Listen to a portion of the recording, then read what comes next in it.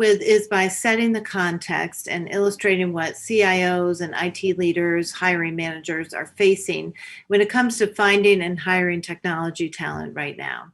And we have some eye-opening stats to share with you.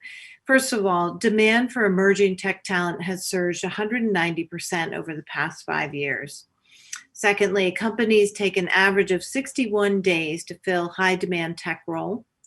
34% of enterprise organizations are understaffed. That's according to IDG's 2019 Role of the Developer study. And 40% of SMBs are understaffed. Unfilled jobs could cost the US economy $2.5 trillion over the next decade. So my question, Bob and Ashwin, is how did we arrive at this place? And what are the business and technology impacts on enterprise organizations? Thank you, Barbara. And if I may start on this. See, as you perfectly summarized, this is a big problem, right?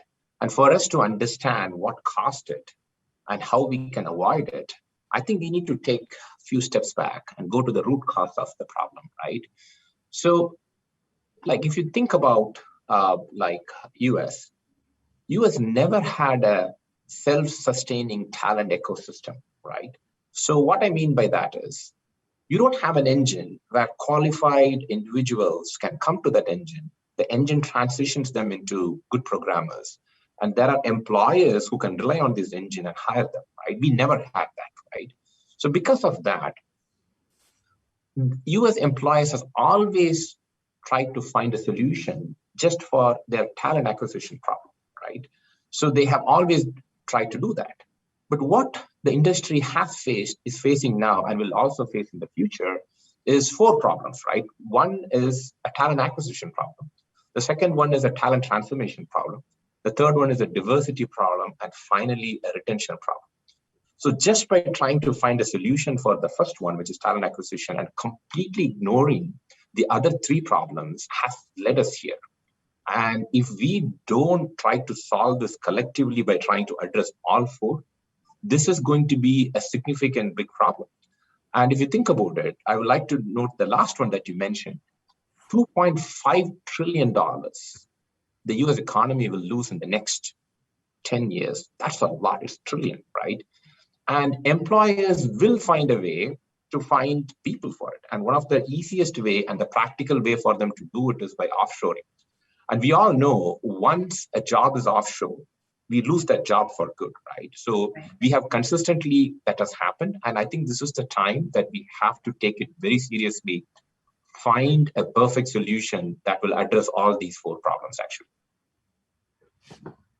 Bob, what do you think? What are your thoughts? I take absolutely agree with everything Ashwin has stated there. I would take maybe a practical approach to an answer to that question, and I'd really zero in on number 4, right? And I think the pandemic itself has been a defining moment for U.S. industries around the country that are trying to digitally transform.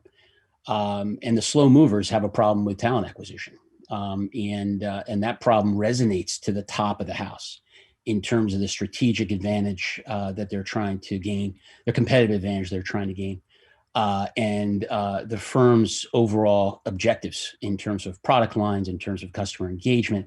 All of those things drill down into digital transformation.